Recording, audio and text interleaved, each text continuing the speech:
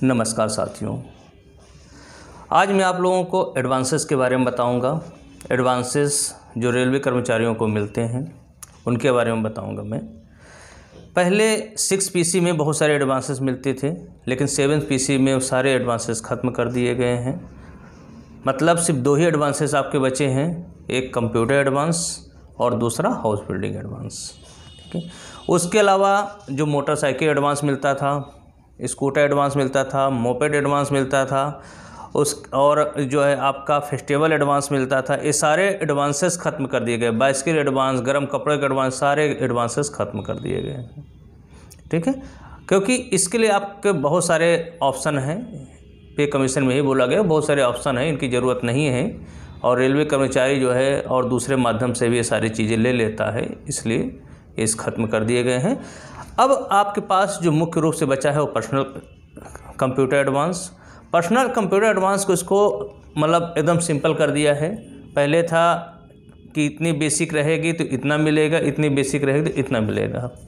ठीक है, लेकिन ये जो आरबी नंबर आपका 10/2017, इसके अनुसार सिर्फ इतना लिख दिया गया है कि सभी कर्मचारियों को 50,000 रुपये अथवा पीसी की वास्तविक कीमत जो भी कम है वो दिया जाएगा। मतलब अब आपकी बेसिक से कोई लेना देना नहीं है। कोई भी कर्मचारी कंप्यूटर एडवांस अप्लाई कर सकता है। ये फ्री नहीं है, ब्याज मुक्त नहीं है, इस पे ब्याज लगेगा। लोग सोच रहे होंगे कंप्यूटर एडवांस मिल जाएगा, तो ऐसा नहीं। कंप्यूटर एडवांस मिलेगा लेकिन ब्याज लगेगा इस पर, ये आप लोगों को समझना है। ठीक है, तो ये आपको ब्याज की मतलब आपको कंप्यूटर की ज़रूरत है और अभी वर्तमान में आपके पास पैसे नहीं हैं, तो इस एडवांस के लिए आप अप्लाई करके ले सकते हैं। ठीक है, इसमें क्या है, आपको यह अग्रिम समूची सेवा में अधिकतम 5 वर्ष प्रदान किया जाएगा। मतलब आपको 5 बार ही दिया जाएगा, पूरे लाइफ टाइम इसके सर्विस रिकॉर्ड में एंट्री होगी, ये सारी चीज़ें। ठीक है, तो ये आपका जो मेन है, आप सब लोग लीजिए कंप्यूटर एडवांस, क्योंकि लोगों के पास कंप्यूटर नहीं है, इससे और कोई काम नहीं हो पा रहा है। इसके लिए जितने लोग आप लोग अप्लाई करेंगे, हम लोग उसी हिसाब से प्रशासन कंप्यूटर एडवांस की मद में राशि मांगेगा कि आपको कितनी ज़रूरत हमें है, कितने हमारे पास वेटिंग है, उस हिसाब से डिमांड की जाएगी। ये कंप्यूटर एडवांस है। उसके अलावा आपका हाउस बिल्डिंग एडवांस है। एक हाउस बिल्डिंग एडवांस आपको लाइफ टाइम एक बार मिलेगा। आरबी नंबर 183/2017 के अनुसार ये पूरे जो सर्कुलर है, ये आपका सर्कुलर ये हाउस बिल्डिंग एडवांस के बारे में ministry of housing and urban affairs ये जो है एक रूल बनाती है, और यही rule same to same Indian railways के कर्मचारियों पर भी लागू होते हैं। ठीक है, इस संबंध में 183/2017 जो मैंने बताया सर्कुलर, उसमें पूरे टर्म एंड कंडीशन लिखी हुई है। ठीक है, ये आपका हिंदी और इंग्लिश दोनों में है, आप दोनों के माध्यम से समझ सकते हैं। इसमें आपका लिखा हुआ है कि इससे पहले जो भी नियम थे हाउस बिल्डिंग एडवांस को, उनके अधिक्रमण में जारी किया गया है। इसका नियम रखा गया है गृह निर्माण अग्रिम नियम HBA 2017। ठीक है, एक गृह निर्माण अग्रिम की अनुमति केंद्र सरकार के कर्मचारियों के लिए आवासन और शहरी कार्य मंत्रालय, पूर्ववर्ती शहरी विकास मंत्रालय द्वारा समय समय पर निर्धारित नियमों और विनियमों के अनुसार विनियमित की जाती है। मतलब इसमें जो नियम है वो शहरी विकास मंत्रालय पहले जो था, अब उसका नाम दिया गया आवासन और शहरी कार्य मंत्रालय, उसके द्वारा ही नियम तय किए जाते हैं, उसी के अनुसार HBA आपको दिया जाता है। ठीक है, इसके लिए क्या बोला गया है, प्रायोजन गृह निर्माण अग्रिम HBA निम्नलिखित प्रायोजन में से केवल एक प्रायोजन के लिए कर्मचारी हेतु स्वीकार्य है।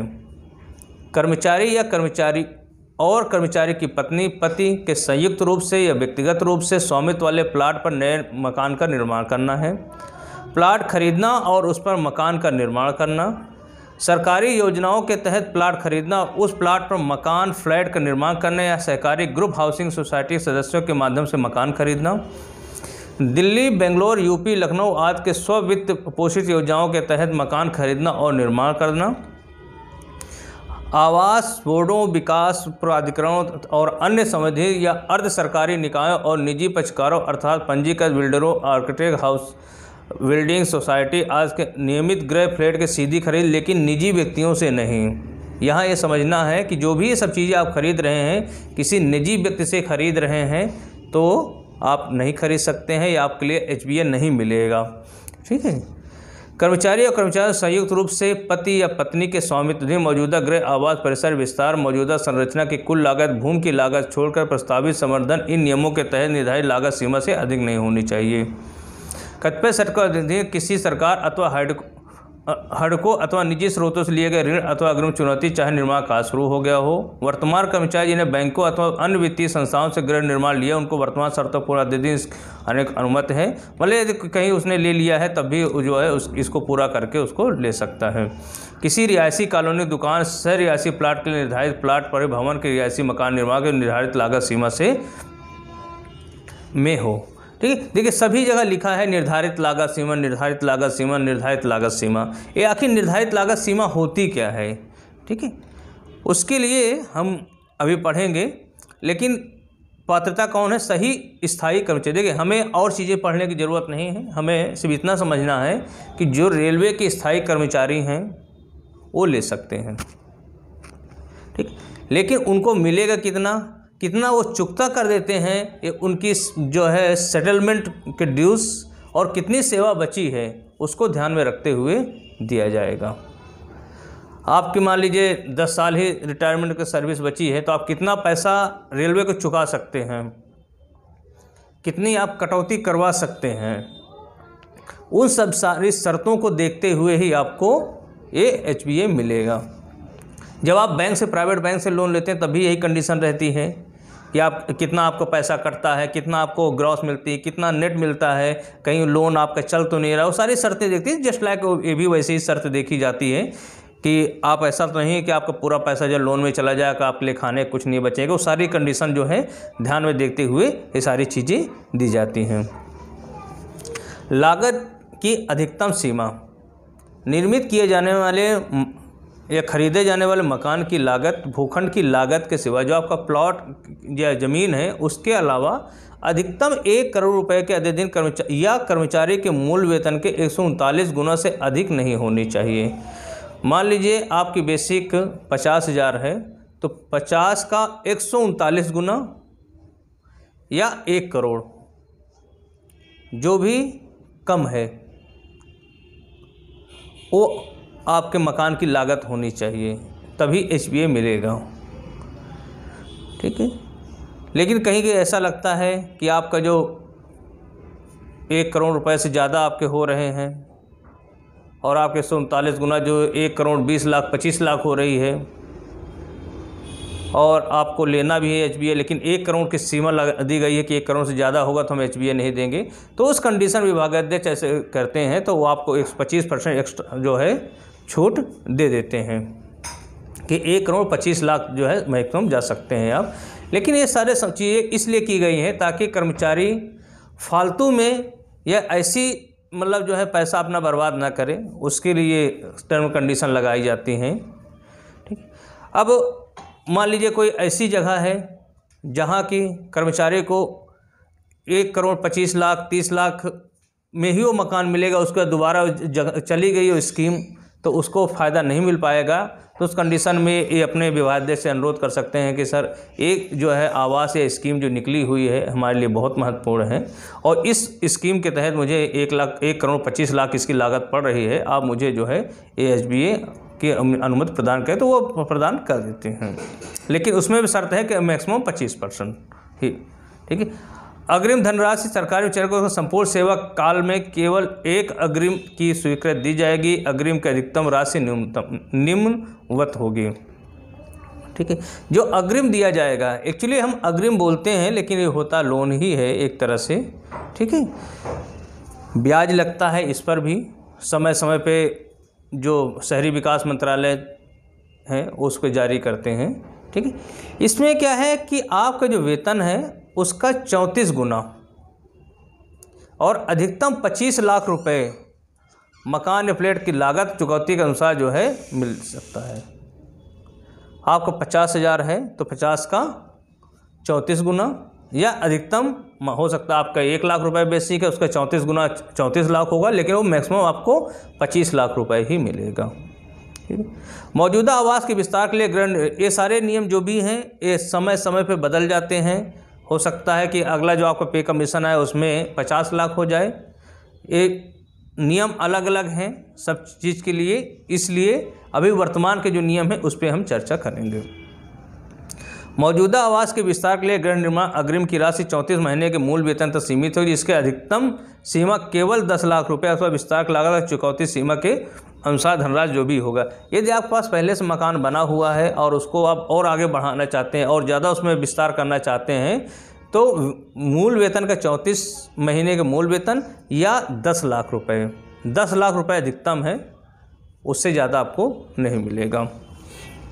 ठीक है। ये और आप ग्रामीण क्षेत्रों के निर्माण के मामले में अग्रिम की राशि भूमि की वास्तविक लागत तथा आवास के निर्माण अथवा रह रहे आवास के विस्तार की लागत के 80% सीमा इसमें राहत दी जाती है, 100% स्वीकृति दी जाती है। विभाग प्रमाणित के संबंधित ग्रामीण क्षेत्र कस्बे या शहर की परिधि के भीतर आता है। ठीक है। चुकौती की क्षमता सिर्फ इतना समझ लीजिए, एक ही चीज़ लिखा हुआ है कि आपके सेवानिवृत्त में आप कितना चुका सकते हैं सेवानिवृत्त होने तक, या उसके बाद आपके पास कितना जो है राशि आपको मिलती है उसी अनुसार ही वो सब चीज़ें डिसाइड की जाएगी। मैंने पहले बोला था कि आपको लोन इसी शर्त में मिलेगा कि आप कितना चुकता करते हैं, और जो आप लोन लेंगे इसको आपको गवर्नमेंट के साथ जो है भारत के राष्ट्रपति जी के साथ आपको एक बंधक पत्र साइन करना पड़ेगा, आपका जो भी मकान लिए हैं, क्योंकि ये सिक्योर्ड इसी आधार पे लोन एडवांस दिया जाता है कि आप जो भी मकान खरीदेंगे और उस पर जो है उसका बंधक बना के रखेंगे। ठीक है। ये ब्याज के लिए है, मौजूदा वित्त वर्ष में जो 2017-18 8.50 होगी, उसके बाद 3 वर्ष में समीक्षा की जाएगी वो है। इसमें एक और क्वेश्चन पूछा जाता है, मैंने इसमें बोला कि कई सारे ऑब्जेक्टिव आते हैं इसमें कि आपको अधिकतम HBA कितना मिलेगा, या वेतन का कितने गुना मिलेगा, या उसकी लागत अधिकतम कितनी होनी चाहिए, या लागत वेतन का कितने गुना होना चाहिए। उसी तरह से जो आपका हाउस बिल्डिंग एडवांस लेते हैं तो इसमें बोला कि कितने महीने तक इसकी कटौती हो सकती है। इसमें 2 तरह की कटौती होती है। जो नॉर्मल हम लोग बैंक से ब्याज लेते हैं लोन, उसमें क्या होता है कि मान लीजिए आपने 50 लाख रुपए ले लिया, 50 लाख में आपका हर महीने ब्याज भी कटेगी और मूलधन भी कटेगा। मान लीजिए 50 लाख में आपका 35,000 रुपये आपकी EMI जा रही है, तो हो सकता है पहले आपका 8,000 रुपये मूलधन कटे और जो पैसा 27,000 है वो आपका ब्याज कटे। लेकिन रेलवे ये जो हाउस बिल्डिंग एडवांस मिलता है इसमें क्या है कि पहले आपका मूलधन कटेगा। यदि 35,000 रुपये आपका EMI जा रहा है तो 35,000 पूरी आपकी मूलधन जाएगी, ब्याज नहीं जा रही है। तो इससे क्या आपके मूलधन कम होता चला जाएगा, और ये अधिकतम 15 वर्षों में वसूल किया जा सकता है, और यह 180 किस्तों में। आप जितनी जल्दी मूलधन कटवा देंगे उतना कम ब्याज लगेगा। ठीक है। और ब्याज के लिए फिर जो है 60 महीने या 5 वर्ष में ब्याज की कटौती होगी। ठीक। इसमें आपको जो सबसे बड़ा फ़ायदा यही है कि पहले मूलधन कटता है उसके बाद ब्याज कटता है। लेकिन जो प्राइवेट बैंक या नॉर्मल है जो बैंकों से लेते हैं लोन, उसमें मूलधन और ब्याज दोनों साथ साथ कटता है। इससे आपका मूलधन कटौती कम होती है और वो ब्याज ज़्यादा रहता है, तो यहाँ पे आपको यही फ़ायदा मिलता है। ठीक है। उसके अलावा बहुत सारी शर्तें हैं, RB नंबर इसमें पढ़ेंगे आप हर चीज़ के लिए तो आप और समझ जाएंगे। ठीक है। और एक चीज़ और है इसमें जो सबसे इम्पॉर्टेंट है, बीमा। आप कोई भी मकान खरीदेंगे, फ्लैट खरीदेंगे या जो भी चीज़ें होंगी आप खरीदेंगे जिसके आपने हाउस बिल्डिंग एडवांस लिया है, इसकी आपको बीमा करवाना पड़ेगा। इसका मान्यता प्राप्त संस्थाओं से अग्रिम राशि के बराबर राशि का घर का बीमा करेगा और इसे आग, बाढ़ और बिजली से होने वाली क्षति के खिलाफ तब तक सुरक्षित रखेगा जब तक कि अग्रिम ब्याज के साथ चुकाई न जाए, और विभाग के प्रमुख के पास पॉलिसी दस्तावेजों को जमा करना होगा। बीमा का नवीनीकरण हर साल किया जाएगा और प्रीमियम रसीदें नियमित रूप से विभाग प्रमुख के निरीक्षक के लिए प्रस्तुत की जाएंगी। मतलब आपको बीमा करवाना है, जितना रुपए का आपने लिया कम से कम उतने रुपए का। ठीक है। यदि इस तरह से आग, बाढ़ या किसी चीज़ नुकसान होता है तो उससे भरपाई वो कर सकें, क्योंकि गवर्नमेंट मानती है कि मान लीजिए इस तरह से आपने पहले से ब्याज पे लोन ले रखा है हाउस एडवांस और आपकी EMI जा रही है, यदि इस तरह से कोई नुकसान हो गया तो आपका परिवार जो है इसमें परेशान हो जाएगा, वो कहाँ से इस चीज़ की भरपाई कर पाएगा। तो इसीलिए गवर्नमेंट रिस्ट्रिक्शन लगा रखा है कि कम से कम आप बीमा तो करवाइए, यदि कोई नुकसान होता है तो उससे भरपाई आपकी हो जाएगी, आपके परिवार पे इस चीज़ का लोड नहीं पड़ेगा कि क्योंकि EMI ऑलरेडी आप इतना खुद कटवा रहे हैं, तो उसके लिए बोला गया है। और इसमें एक चीज़ और शर्त रख दी गई है कि यदि आप बीमा नहीं करवाएंगे तो आपके ऊपर जितने महीने का, जितने साल का आप बीमा नहीं कराएंगे, जिस पीरियड का, उस पीरियड का 2% एक्स्ट्रा आपका ब्याज लगेगा। तो इसलिए आप लोग जब भी हाउस बिल्डिंग एडवांस लीजिए तो बीमा ज़रूर करवा लीजिए और उसका नवीनीकरण भी करवाना ज़रूरी है।